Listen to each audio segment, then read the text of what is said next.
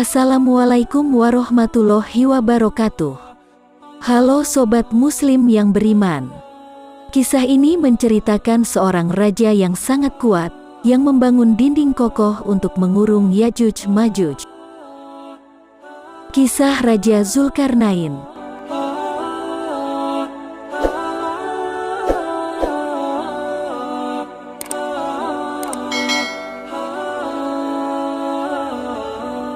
Nabi Zulkarnain merupakan salah satu seorang nabi yang tidak termasuk dalam urutan nabi. Yang harus kita ketahui di dalam Al-Quran sendiri, Nabi Zulkarnain disebut dan diceritakan pula kisahnya dalam surat Al-Kahfi. Nabi Zulkarnain adalah nabi yang hidup di masa Nabi Ibrahim alaihi salam. Nama Zulkarnain sendiri adalah sebuah julukan seorang raja. Keterangan ini diperkuat oleh ayat suci Al-Quran. Sungguh kami telah memberikan kepadanya kedudukan di bumi, dan kami telah memberikan jalan kepadanya untuk mencapai segala sesuatu. Quran Surat Al-Kahfi ayat 84. Nabi Zulkarnain adalah salah seorang dari dua raja adil dan bijaksana yang pernah ada di bumi. Menurut kisah dari Ubaid bin Umair, Nabi Zulkarnain adalah sepupu Nabi Khidir dari pihak ibu. Kemudian Nabi Khidir juga menjadi menteri sekaligus penasihat Nabi Zulkarnain. Nabi Zulkarnain pernah melakukan ibadah haji bersama Nabi Khidir dengan berjalan kaki. Saat Nabi Ibrahim mengetahui kehadirannya, beliau langsung keluar dari kota Mekah untuk menemuinya dan mendoakannya. Lalu, Allah Subhanahu wa Ta'ala menundukkan awan yang bisa membawanya kemana saja ia mau. Setelah bertemu dengan Nabi Ibrahim, menurut tafsir Ibnu Katsir, Nabi Zulkarnain melakukan tawaf bersama dengan Nabi Ibrahim dan melakukan kurban. Petualangan dan pengembaraan Nabi Zulkarnain bermula saat beliau melakukan perjalanan ke arah barat dan menemukan umat yang tak beragama. Dalam Al-Quran, telah difirmankan oleh Allah Subhanahu wa Ta'ala, hingga ketika dia telah sampai di tempat matahari terbenam, dia melihatnya matahari terbenam ke dalam laut yang berlumpur hitam, dan di sana ditemukannya suatu kaum yang tidak beragama. Kami berfirman, wahai Zulkarnain, engkau boleh menghukum atau berbuat kebaikan kepada mereka. Quran Surat Al-Kahfi ayat 85. Kemudian, Nabi Zulkarnain menempuh perjalanan lagi ke arah timur untuk menegakkan keadilan dan kebenaran sampai perjalanannya terhenti di sebuah tempat di antara dua gunung. Tempat yang dimaksudkan ini, menurut riwayat Ibnu Abbas radhiyallahu anhu, yaitu Armenia dan Azerbaijan. Namun, meskipun banyak pendapat soal tempat di mana dua gunung ini berasal, masih tetap memiliki banyak bukti yang kurang kuat. Lalu, saat Nabi Zulkarnain menginjakan kakinya di sana, ia didatangi dengan salah satu kaum yang tidak dimengerti bahasanya. Sesuai firman Allah, hingga ketika ia sampai di antara dua gunung, didapatinya di belakang kedua gunung itu, suatu kaum yang hampir tidak memahami pembicaraan. Quran Surat Al-Kahfi ayat 93. Kaum ini mendatangi Nabi Zulkarnain, karena mereka tahu kalau Nabi Zulkarnain adalah seorang raja. Atas izin Allah Subhanahu wa Ta'ala, Nabi Zulkarnain diberikan kelebihan untuk bisa berkomunikasi kepada kaum ini. Kaum ini kemudian berkata kepada Nabi Zulkarnain, wahai Zulkarnain, sesungguhnya Ya'juj Ma'juj itu makhluk yang berbuat kerusakan di bumi, maka bolehkah kami membayarmu imbalan agar engkau membuatkan dinding penghalang antara kami dan mereka. Quran Surat Al-Kahfi ayat 94. Kemudian, Nabi Zulkarnain berkata, apa yang dianugerahkan Tuhan kepadaku lebih baik daripada imbalanmu, maka bantulah aku dengan kekuatan agar dapat membuatkan dinding penghalang antara kamu dan mereka. Quran Surat Al-Kahfi ayat 95. Nabi Zulkarnain pun membuatkan sebuah dinding yang berbahan sebuah besi. Berilah aku potongan-potongan besi, hingga ketika potongan besi itu telah terpasang sama rata dengan kedua puncak gunung itu. Dia Zulkarnain berkata, "Tiuplah api itu," ketika besi itu sudah menjadi merah seperti api. Dia pun berkata, "Berilah aku tembaga yang mendidih, agar kutuangkan ke atasnya besi panas itu." Quran Surat Al-Kahfi ayat 96. Setelah dinding jadi, Nabi Zulkarnain memberikan peringatan kepada kaum tadi, bahwa dinding yang dibuat itu merupakan sebuah rahmat yang diberikan oleh Allah Subhanahu wa Ta'ala, dan suatu saat akan hancur ketika Allah menghendakinya. Ya'juj Ma'juj pun tak bisa mengganggu lagi, karena tingginya benteng yang dibuat melebihi ukuran tubuh Ya'juj Ma'juj sendiri. Diriwayatkan oleh At-Salabi dari Ali, bahwa Nabi Zulkarnain berjalan di atas bumi kembali, atau menempuh perjalanan kembali untuk datang ke sebuah tempat.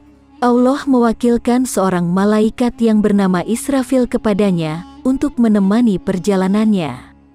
Di tengah perjalanan, mereka berbincang-bincang. Zulkarnain berkata kepada malaikat Israfil, "Wahai Israfil, ceritakan kepadaku tentang ibadah para malaikat di langit." Lalu, malaikat Israfil menjawab, "Ibadah para malaikat di langit diantaranya, ada yang berdiri tidak mengangkat kepalanya selama-lamanya, dan ada pula yang ruku selama-lamanya." Lalu Zulkarnain menjawab, "Alangkah senangnya jika aku hidup bertahun-tahun untuk beribadah kepada Allah."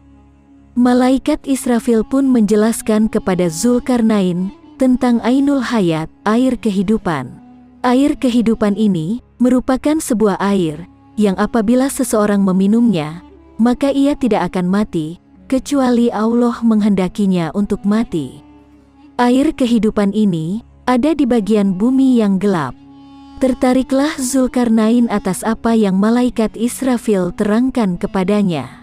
Zulkarnain pun mengumpulkan beberapa alim ulama pada zaman itu, dan bertanya, "Di manakah tempat bumi gelap itu?" Seseorang dari alim ulama itu menjawab, "Di tempat keluarnya matahari." Zulkarnain pun bersiap-siap untuk pergi ke tempat yang disebutkan tadi. Beliau menyiapkan 1000 kuda betina perawan, dan memilih 6.000 orang tentaranya, yang cendekiawan dan ahli mencambuk. Salah satunya yang terpilih adalah menterinya sendiri, yaitu Nabi Khidir. Perjalanan mereka menjumpai matahari, yaitu ke arah kiblat barat. Selama 12 tahun perjalanan, mereka tidak berhenti sama sekali, sehingga sampai di tepi bumi yang gelap itu, dan ternyata gelapnya itu memancar seperti asap, bukan seperti gelapnya malam. Saat Zulkarnain akan masuk ke tempat yang gelap itu, seorang cendekiawan dan pasukannya mencegah Zulkarnain, "Wahai raja, sesungguhnya raja-raja terdahulu tidak ada yang pernah memasukinya karena tempat ini sungguh berbahaya." Kemudian Zulkarnain pun menjawab, "Kita harus memasukinya, tidak boleh tidak." Zulkarnain pun masuk dan berkata kepada pasukannya, "Diamlah, tunggulah kalian di tempat ini selama 12 tahun. Jika setelah 12 tahun aku datang kepada kalian, maka kedatanganku dan penungguan kalian adalah baik, dan jika aku tidak datang kepada kalian, maka pulanglah ke negeri asal kalian." Zulkarnain pun bertanya kepada malaikat Israfil, "Apakah kita bisa melihat kawan kita dalam kegelapan ini?" Malaikat pun menjawab, "Tidak bisa. Akan tetapi, aku akan memberimu sebuah merjan atau mutiara. Jika merjan itu di atas bumi, maka mutiaranya akan menjerit dengan keras, sehingga kawan kalian yang tersesat di jalan bisa kembali kepada kalian." Di tempat itu, mereka melakukan pencarian selama 18 hari. Kemudian, ketika mereka semua sibuk mencari, Allah memberikan wahyu kepada Nabi Khidir tentang keberadaan air kehidupan itu. Sesungguhnya, Ainul Hayat itu berada di sebelah kanan jurang.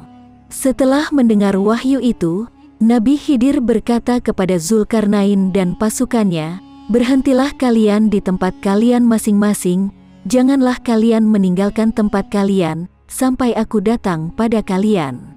Nabi Khidir pun menghampiri jurang yang diwahyukan oleh Allah. Kemudian Nabi Khidir turun dari kudanya, melepas pakaiannya dan turun ke Ainul Hayat tersebut. Ia mandi dan meminum air kehidupan itu, maka ia merasakan airnya lebih manis daripada madu. Setelah itu, Nabi Khidir keluar dan menemui Zulkarnain, sedangkan Zulkarnain sendiri tidak mengetahui apa yang terjadi pada Nabi Khidir. Setelah 40 hari berada di tempat itu, kemudian tiba-tiba muncul sebuah cahaya seperti kilat, dan cahaya itu terlihat oleh Zulkarnain. Cahaya itu berasal dari pasir yang berwarna merah, dan terdengarlah suara gemercik di kaki kuda. Lalu, Zulkarnain bertanya kepada malaikat Israfil. Malaikat Israfil pun menjawab, "Gemercik ini adalah suara benda, jika kau mengambilnya akan menyesal, dan jika tidak mengambilnya, kau akan menyesal." Maka, akhirnya pasukan Zulkarnain pun mengambil sedikit dan keluar dari tempat gelap itu. Saat mereka sudah sampai di luar, mereka semua melihat benda yang dibawanya. Ternyata itu adalah batu permata. Maka, pasukan yang mengambilnya pun menyesal, karena mereka mengambil sedikit. Demikianlah dengan pasukan yang tidak mengambilnya, mereka juga menyesal karena tidak mengambilnya. Perjalanan ini diakhiri dengan penemuan batu permata itu saja. Belum ada yang tahu sampai sekarang, di mana sebenarnya tempat yang didatangi oleh Zulkarnain ini. Hanya Allah yang tahu apa yang terjadi di zaman itu. Itulah sepenggal kisah Raja Zulkarnain yang kami rangkum dari berbagai sumber. Sampai ketemu lagi di video berikutnya. Wassalamualaikum warahmatullahi wabarakatuh.